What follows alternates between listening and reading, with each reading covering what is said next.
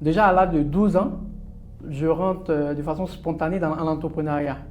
Moi, comme ça, il y a un boutiquier qui m'a remis quelques articles de sa boutique. Okay. Voilà, et comme un souvenir. Donc, je prends les articles comme un bon petit doula. C'est ça. Et je commercialise ça. J'ai eu 7000. J'ai 12 ans. Donc, je me dis, j'avais jamais eu 7000 auparavant. Donc, je me lance. Avant d'atteindre 13 ans, j'avais déjà 1 million de bénéfices. Et c'est là que j'ai eu la vraie leçon de la vie. Les parents même ne pouvaient pas s'imaginer que j'avais tout cet argent. Et c'est à cette période-là que j'ai eu la vraie notion d'entreprendre en fait. J'ai perdu tout cet argent, donc dans les folies d'enfance, j'ai dépensé tout et je devais aller à l'école maintenant. Après le bac, les parents n'avaient plus de moyens pour continuer. D'accord. Ah, c'était vraiment chaud. Je vois un ami qui s'appelle Vecho qui vend des journaux. J'ai dit, Vecho, aujourd'hui c'est chaud. Et je vois toutes les annonces qui sont sur Fratmat, partout où on demandait le service de quelqu'un, même n'ayant pas le diplôme, je postulais. Et bizarrement, par l'audace, il y a 3 entreprises qui me contactent. On m'accepte dans tous ces 3 coins, n'ayant même pas le niveau. Les 3 entreprises. C'était pas l'argent. Ma seule motivation, c'était de quitter la maison. Déjà, à ce moment, j'avais vraiment l'envie d'entreprendre. Parce que j'ai senti que c'est dans l'entrepreneuriat que je pouvais avancer. C'était pas vraiment trop organisé tout ce que je faisais, mais Dieu faisant, avec la motivation que j'avais, tout allait bien. Jusqu'en 2017, où tout s'écroule sur mon chemin. La mairie détruit la structure parce que nous étions un peu mal placés selon eux. Et en même temps, j'avais fait une ferme en parallèle parce que moi, je fonctionne par feeling. C'était tellement bien structuré que le propriétaire de l'immeuble a voulu s'accaparer même du business. Donc, il a demandé qu'on quitte. Au même moment, je perds ma maman. J'ai failli devenir fou. Parce que c'est pour ma mère que je faisais tout ça. Donc, j'avais vraiment pas le moral. Je me disais que j'étais un malchanceux. Et étant un entrepreneur, je me dis, moi, j'ai eu toujours, depuis petit, j'ai eu toujours envie de voyager à travers le monde. Donc, ayant tous ces problèmes, je dis, pourquoi ne pas créer une agence de voyage si je veux réaliser mon rêve à moi? C'est ça. Fin 2019, on lance Eden Travel. Et 2020, il y a la crise que vous connaissez tous, la crise Corona. Personne ne peut sortir, aucune activité ne peut bouger. Pourtant, je viens de créer une entreprise qui vise à faire bouger les gens, à faire voyager. Voilà. Je continuais à communiquer comme si tout allait bien jusqu'en 2021, à l'histoire des DJ de Versailles. Oui, avec le ballet là. Le ballet. Je réfléchis à un truc. J'ai dit, parce que moi, j'ai déjà eu ce problème. Donc, je ne croyais pas à ces histoires de ballet et tout. Et j'ai vu le gars accusé à tort et tout. J'ai vu qu'ils ont humilié le monsieur. Je réfléchis, j'ai dit, je peux créer quelque chose là. J'ai fait une annonce, je poste sur Facebook, j'ai dit, j'offre un voyage à Dubaï au monsieur là, au voleur là. C'est lui qu'on appelle voleur là. Je l'offre un voyage. De vol. Donc là, tout le monde parle. C'est quelle entreprise ça? J'étais à 1000 abonnés et dans 24 heures maximum, je passe à 16 000 abonnés. Wow. Tout le monde parle de l'entreprise EDM Travel. Mais en intervalle de 2 jours, je rentabilise tout l'argent de voyage et je suis nominé de partout. Moi, je n'ai pas eu cette chance d'être vraiment poussé. Je suis allé au Canada, j'ai fait 2 jours, je suis revenu. Je suis tombé plusieurs fois. J'ai eu trop de problèmes dans ma vie. Mais je suis arrivé à surmonter tout cela. Bienvenue dans ce nouveau podcast Valeur Ajoutée, le podcast qui met en avant des personnes, des personnalités, des parcours, des activités inspirantes et surtout qui favorisent l'essor de l'Afrique en général, et de la Côte d'Ivoire en particulier. Je précise que ce podcast est sponsorisé par GJA Entreprises, une structure multiservice qui évolue dans l'immobilier, le transport, la formation et l'audiovisuel. Je suis moi-même Yepa Joël Anani, son fondateur et son gérant, et je vous remercie d'être de plus en plus nombreux à regarder nos vidéos, à nous suivre, à partager nos vidéos, à commenter, à liker, ainsi de suite, afin de donner le maximum de force à notre contenu. Aujourd'hui, j'ai l'infime honneur de recevoir un jeune leader, un entrepreneur, un serial entrepreneur, quelqu'un qui a mis, on va dire, ses œufs dans différents paniers de sorte à pouvoir se distinguer et puis diversifier ses activités afin de se créer plusieurs sources de revenus. Sans trop maintenir le suspense, on va le découvrir et j'espère profondément que vous allez être inspiré. Vous connaissez le créneau, éduquer, transformer, impacter et inspirer. Bonjour Maury Diabaté. Allez, bonjour mon frère Yepa. Comment vas-tu? Super. D'accord. Je suis très ravi d'être là aujourd'hui. Merci, merci. Le plaisir est partagé. Merci. Alors, merci d'avoir accepté, on va dire spontanément, de te prêter au jeu du podcast. L'objectif, c'est de partager le maximum de valeur à une jeunesse qui aujourd'hui est en perte de repères, je le crois. Alors, Maury Diabaté, plutôt Jelly Maury Diabaté. Est-ce que tu peux rapidement te présenter, dire qui tu es, pour que ma communauté puisse en savoir un peu plus sur toi? D'accord. Déjà, je tiens à te remercier pour l'invitation. Ça fait vraiment plaisir, voilà, d'être invité par un homme comme toi, qui m'inspire d'ailleurs. Merci. Voilà, je suis beaucoup inspiré par toi et je te dis également que ça fait bien longtemps que je suis tout ce que tu fais. Voilà, je pense que on a à peu près les mêmes styles d'activité en fait. Ok. Donc, Maury Diabaté, c'est un jeune entrepreneur. J'ai 34 ans. Je suis père de 2 enfants, Ok. un garçon et une fille. Ok. Et mon entreprise, c'est entreprise Jelly Maury Group, donc On EDM Group. va en venir. D'accord, il n'y a pas de problème. On va en venir. Maury Diabaté est originaire d'où?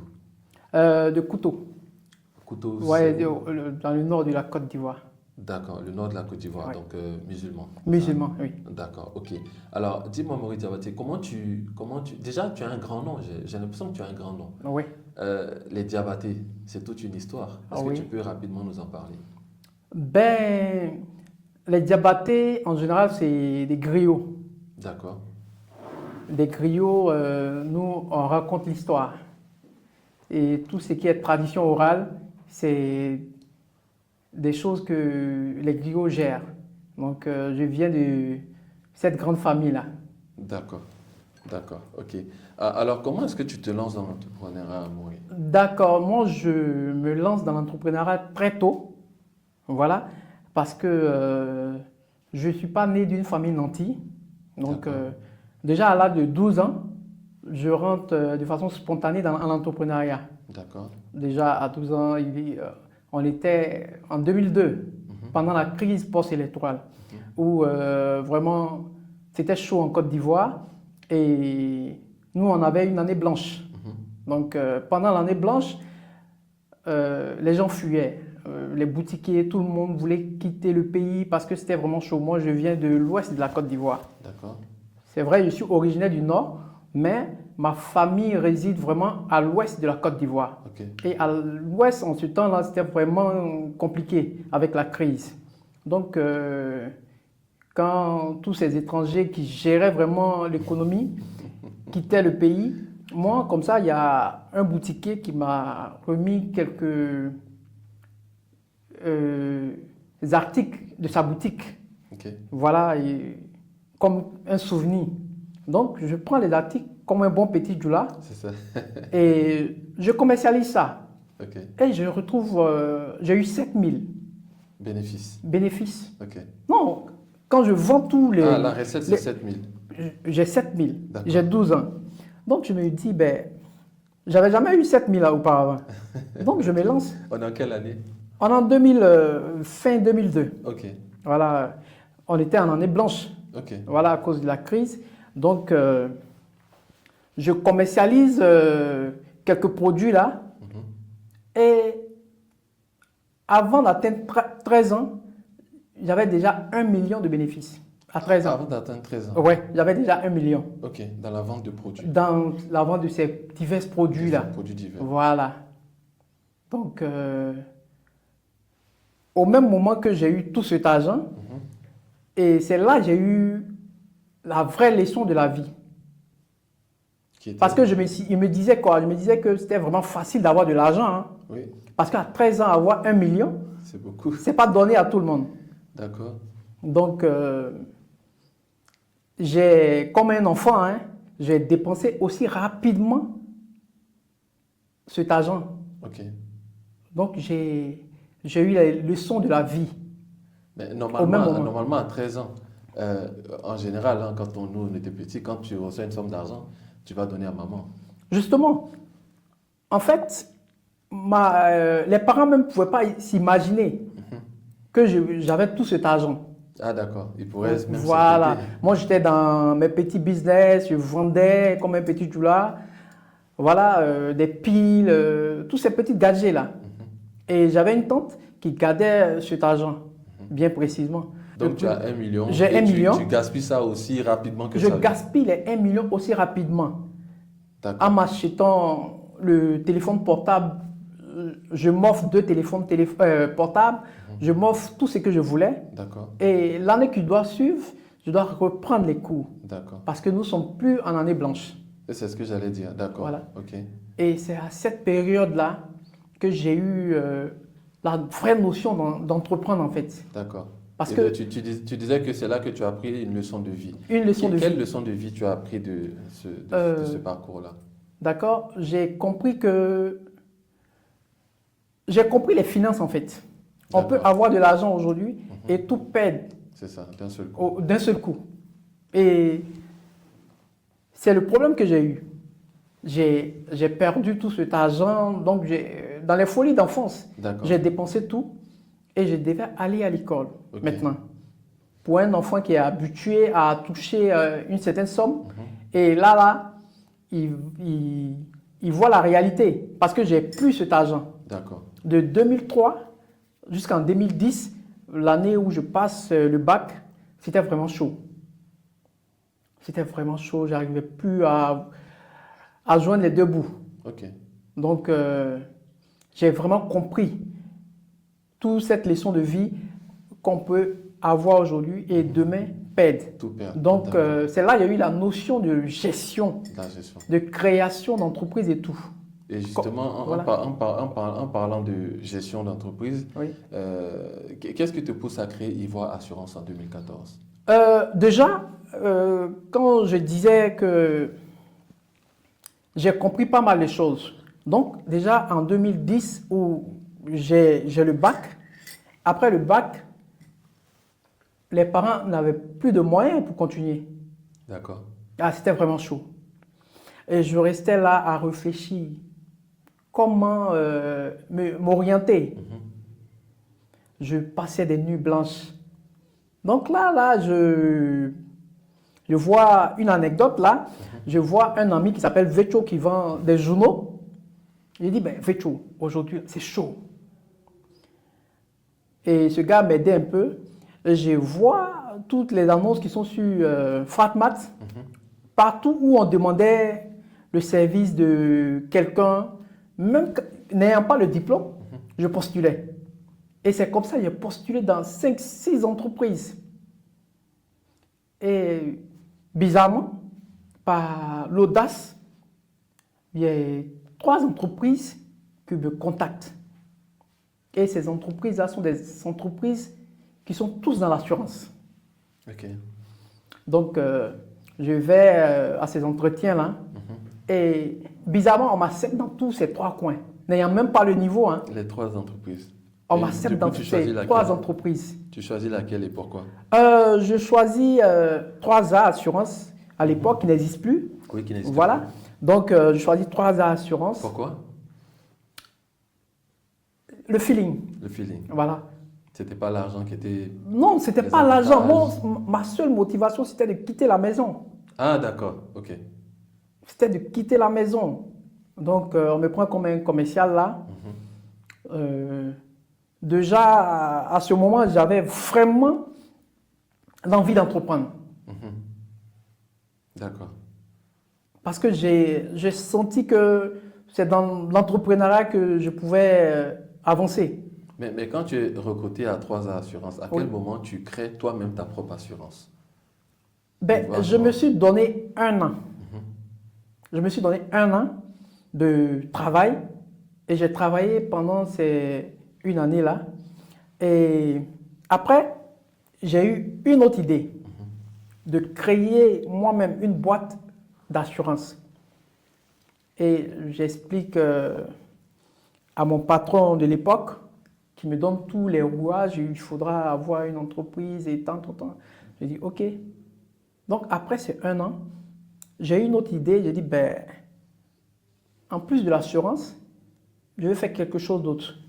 D'accord, Je veux- c'est comme ça que crée le groupe EDM. Non, pub 225. D'accord, ok. Donc après l'assurance, tu rentres dans la pub. Voilà, des modèles photos et tout. Je crée une agence de... Pas une agence formelle, hein. Je crée une agence et pour des modèles photos. D'accord. Alors, autant l'assurance, je sais comment ça fonctionne, autant pub 225 fonctionne comment? Pub Concrètement. 225, c'était de voir des modèles photos pour Quand faire tu des dis des modèles publicités. photos, ça veut dire quoi? Des personnes pour faire des Des pubs, personnes, des top modèles. des top modèles. D'accord. Et moi, j'ai juste l'idée, hein. Je vois une amie là qui est métisse. D'accord. Je dis, ah chérie, aujourd'hui, moi, j'ai besoin de toi. Elle correspond aux critères Non, de elle va top modèle. m'aider comme mon assistante. Ah, d'accord. Ok. Voilà, donc je l'explique le projet, elle est d'accord, c'est une très belle femme, hein. Je fais un coucou d'ailleurs, elle s'appelle Miss Ezedine, D'accord. une amie qui m'a aidé. Et on lance sur Internet un recrutement. Ok. Donc on a les modèles. Mais là, on n'a pas bien structuré, il faut des contrats maintenant.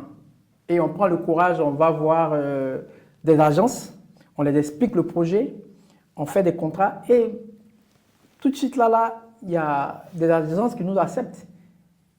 Donc si je comprends bien, c'est un service de placement de top De placement, modèles voilà, dans de des modèles, agences. Donc oui. toi, tu recrutes les Justement. filles et puis tu les places dans des agences qui Justement. Et c'est ce qu'on a fait, hein. sont pub 225. Pub C'est 225. une entreprise qui existe toujours. Ça existe, oui. D'accord. Comment est-ce qu'elle se porte, cette entreprise? Oui, actuellement, elle se porte super bien. Vu qu'on on a créé plusieurs débouchés que je vais vous expliquer plus tard.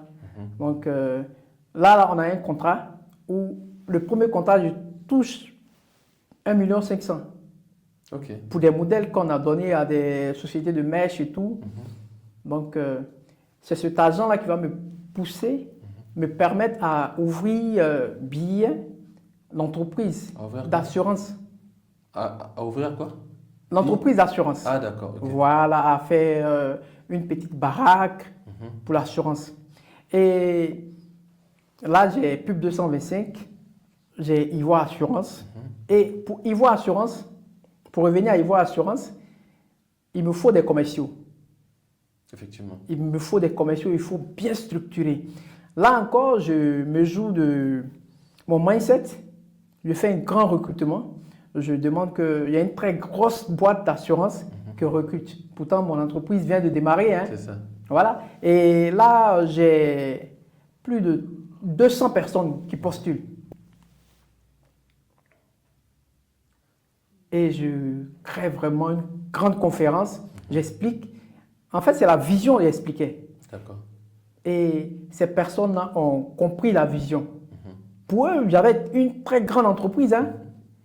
Après, c'est ce que les réseaux sociaux aussi Voilà. font. J'explique. Moi, je parlais de la vision. Donc, ils acceptent. J'ai tout de suite là des commerciaux que je forme moi-même et qui prennent le terrain. Et Ivoire Assurance est lancée. D'accord. D'accord. Ivoire Assurance. Ok. Quel type d'assurance vous En fait, vous faites? l'assurance, toute branche. Toute branche, On fait c'est-à-dire? tout. Ouais. C'est-à-dire assurance vie, Assurance vie, auto? non-vie, tout. D'accord, ok. Est-ce que Ivoire Assurance est affilié À Ah. EDM Group.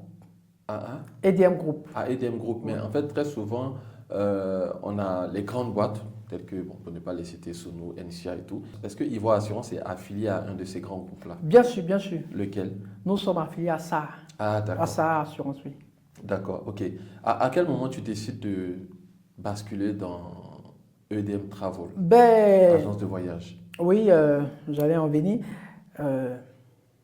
Comme j'ai dit, c'était pas vraiment trop organisé tout ce que je faisais, mais Dieu faisant, avec la motivation que j'avais, tout allait bien jusqu'en 2017 où tout s'écroule sur mon chemin.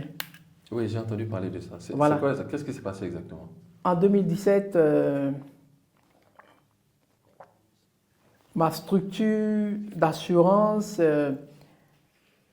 la mairie détruit la structure parce que nous étions un peu mal placés selon eux. D'accord. Donc, on Et casse. c'est quel quartier? C'est à Cocody, Angre Djibi. D'accord. Angre Ok. Djibi. Et en même temps, j'avais fait une FEM en parallèle parce que moi, je fonctionne par feeling. J'avais une FEM, j'avais un magasin, une boutique D'accord. où je vendais les produits de la FEM directement dans la boutique Ok. et les produits vivriers. Toujours au même endroit. Toujours à Pardon, Angre tout au Djibi. même endroit. Voilà. Et pour la FEM, c'était tellement bien structuré que le propriétaire de l'immeuble a voulu s'accaparer même du business. C'est ça. Donc, il a demandé qu'on quitte.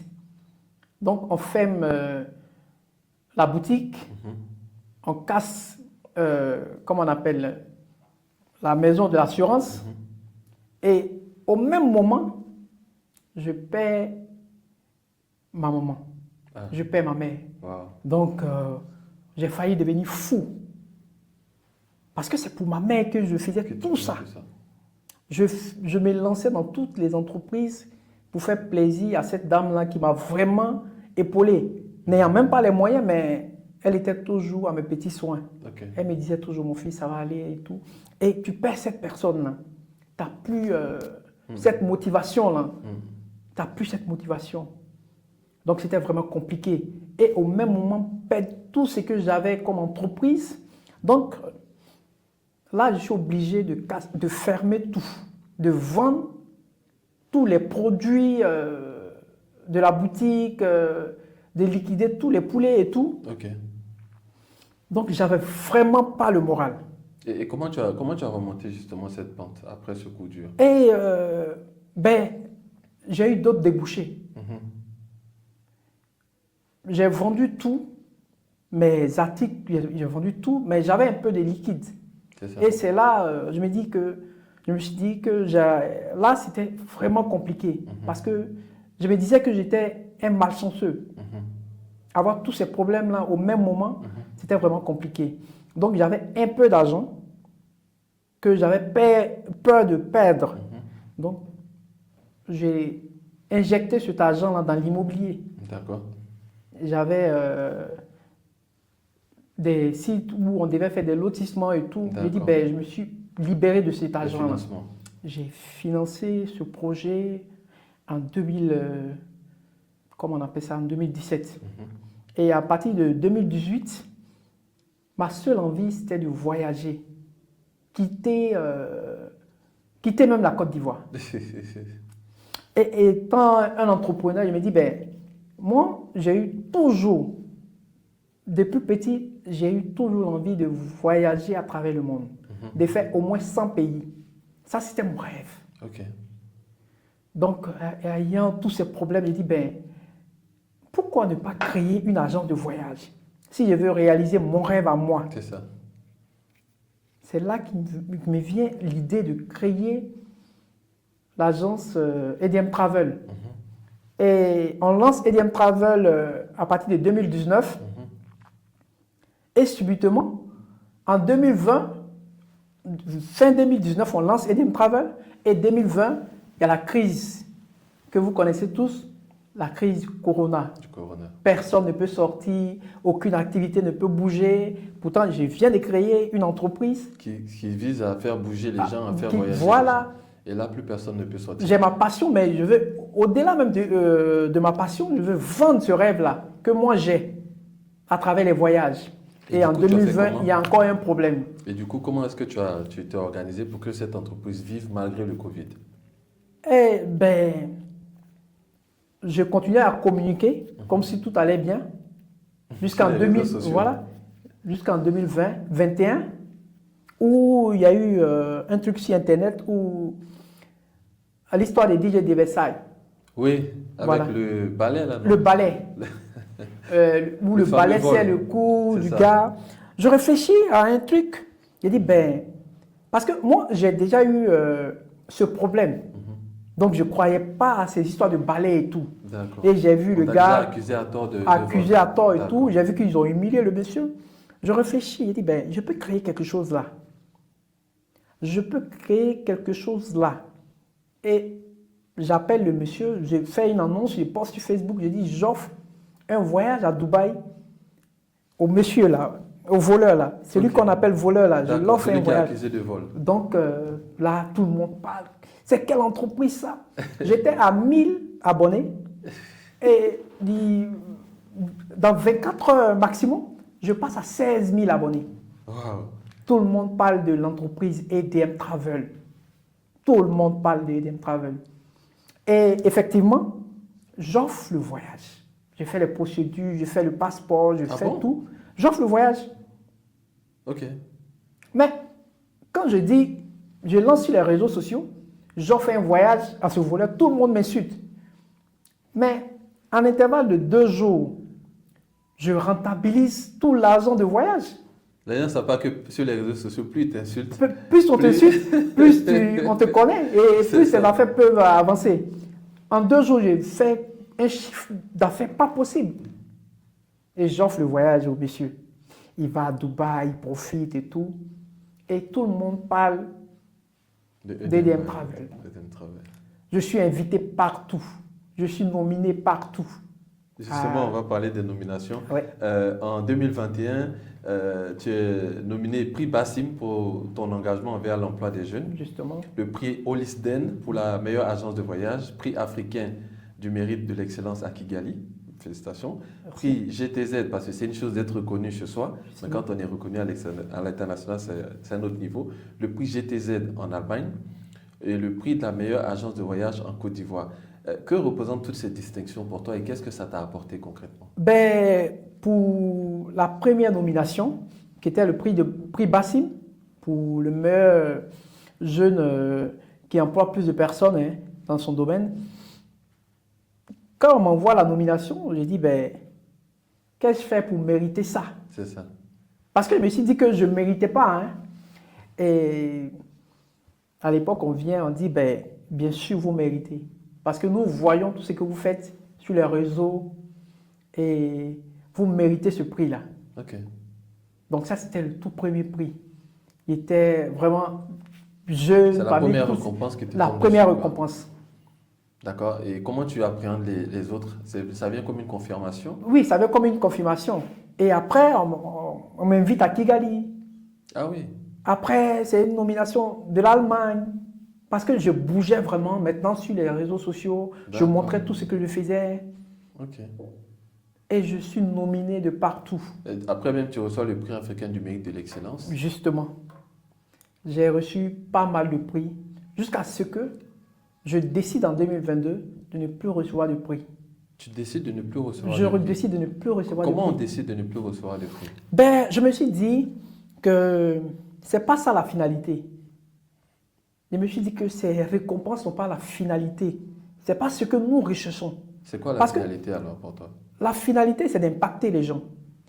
La finalité, c'est de vraiment travailler à ce que même le plus petit du quartier reconnaisse ton travail. J'ai décidé de ne plus recevoir Pourquoi ces... c'est important pour toi on va dire de promouvoir l'emploi de la jeunesse, l'emploi de nos jeunes frères? Oui, actuellement, j'emploie... je suis en collaboration avec une trentaine de jeunes. D'accord. Donc, que l'entreprise emploie directement. Ok. C'est beaucoup. Une trentaine, oui. Félicitations. Parce que nous sommes dans plusieurs domaines d'activité. Je vous ai expliqué tous ces problèmes qu'on a eus par le passé, où on cassait les magasins, où on fermait ceci, on fermait cela. Mais j'ai eu le temps de pouvoir reconstituer toutes ces molécules-là. Donc, toutes ces entreprises-là fonctionnent maintenant. Mais ils sont détachés, ils sont gérés par ces jeunes gens qui sont vraiment motivés.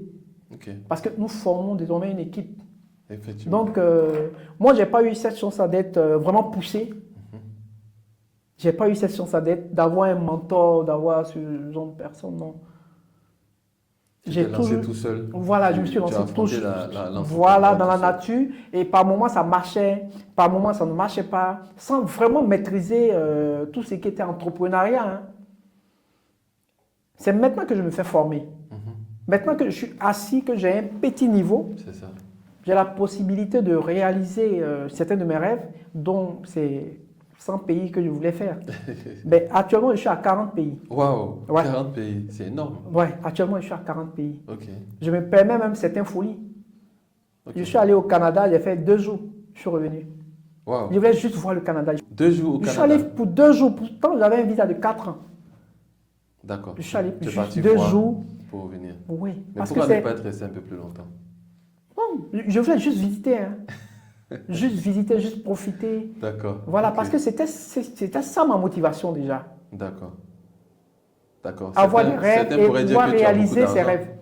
Certains pourraient dire que tu as beaucoup d'argent. Non, pas du tout. Tu vas au Canada, tu peux faire 7 jours, tu peux faire 10 jours, toi tu fais 2 J'ai jours. fait 2 jours. En général, quand on fait ça, c'est qu'on part pour signer un contrat et puis on revient. Non, moi je suis allé Toi, juste tu vas visiter. juste pour voir. Ok. J'ai visité la ville de Montréal et puis je suis revenu. Parce qu'il y avait d'autres choses plus importantes. Ici, à Géry. Ah, non, à Paris. Ah, à Paris. Voilà. Ah, d'accord. Voilà. Ok.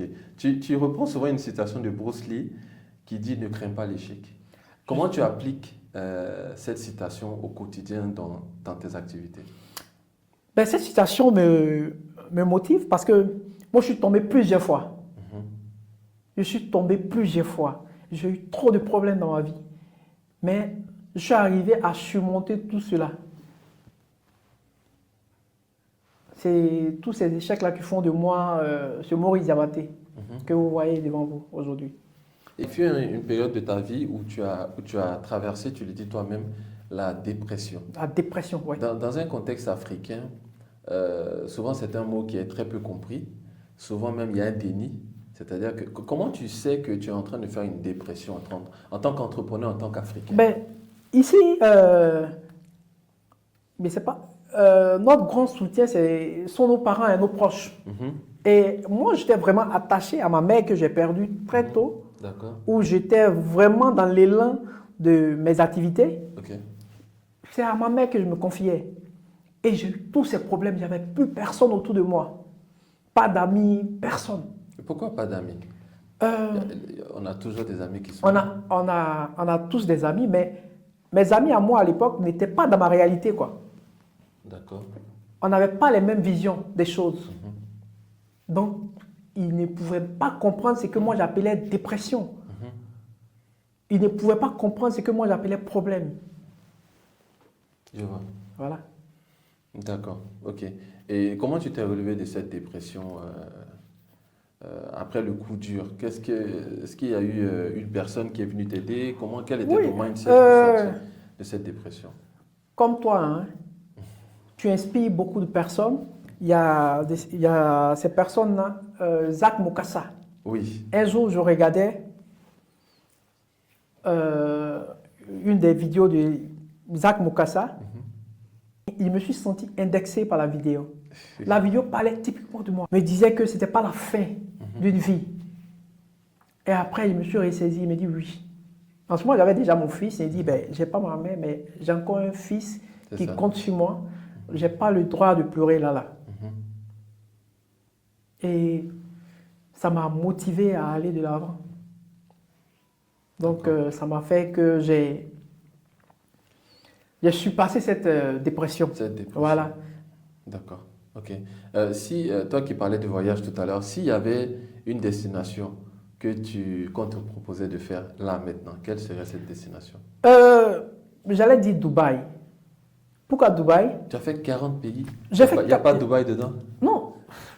Ah, ou bien Non, tu vas repartir? Je vais repartir à Dubaï. Ah, d'accord. Parce que Dernièrement, j'ai compris que Dubaï a été réfléchi. Je suis allé à Barcelone récemment et j'arrive à la plage de Barcelone. Je vois un immeuble que j'ai vu à Dubaï, mais de façon plus élégante. Plus élégante, disons.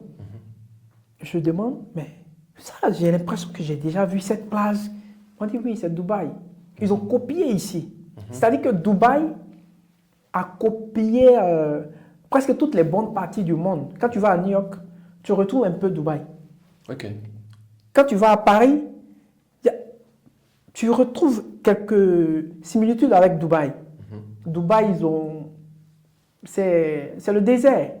Mais à partir du désert, ils ont pu créer quelque chose de vraiment waouh. Ok. Donc, c'est ça qui me fait dire Dubaï, parce qu'ils ont vraiment travaillé. C'est le fruit de beaucoup d'imagination, de beaucoup de réflexion. Ils sont passés de zéro à ce qu'ils sont aujourd'hui. C'est ça, en Voilà. l'espace de peu de temps. À l'espace de peu de temps, voilà. D'accord. Alors, on arrive à la fin de ce podcast. Oui. Quelle est ton actualité aujourd'hui? Quelle est l'actualité de EDM Group? Ben, EDM Group, la force des choses ont fait que EDM Group s'est retrouvé dans l'immobilier. D'accord. Voilà, donc c'est vrai qu'on n'en parle pas assez, mais notre force, c'est l'immobilier. Actuellement, EDM Group n'a pas un gros compte en banque parce que nous investissons vraiment dans l'immobilier. D'accord. Voilà, actuellement, on a un gros projet à l'ouest du pays, de la Côte d'Ivoire, D'accord. où nous sommes en train de réaliser un grand centre commercial. Ah, d'accord. Voilà. C'est super. Oui. D'accord. Alors, tu vas regarder ta caméra et tu vas adresser un message à la jeunesse ivoirienne, peut-être celle qui te suit, celle qui aimerait également entreprendre, et tu vas leur adresser un message cœur à cœur ici. D'accord. Si je peux donner un message à la jeunesse ivoirienne, c'est de rêver.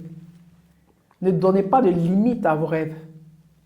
Il faut rêver au-delà même de l'imaginaire. Il faut rêver grand. Il faut se donner les moyens. Et il faut rester droit. Aujourd'hui, moi, je suis de moins en moins sur les réseaux. Avant, je parlais beaucoup, on me voyait beaucoup sur les réseaux. Mais là, mon compte personnel même est désactivé, que j'ai fait exprès. Parce que je veux me concentrer sur l'essentiel. On peut désactiver et garder les pages actives. J'ai la Ou bien petite... tu ne... J'ai plus d'actualité. D'accord. Et j'ai mon compte, comment on appelle ça, mon compte professionnel qui n'est plus visible. La page. Ok. Voilà, ma page qui n'est plus visible. Ok. Parce que je ne trouve pas ça utile pour le moment. D'accord. Parce que je suis concentré, pas sur ma personne, mais sur Sur les activités. sur mes activités, sur mes projets.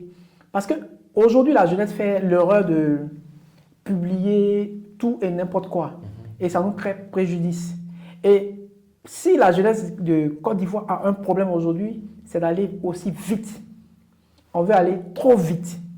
Depuis que j'ai compris ça, je me suis ressaisi. Je prends en tout cas tout le temps possible pour réaliser ces projets que j'ai. Je ne fais pas mes projets pour faire plaisir à quelqu'un. Je vais à mon rythme. Ok.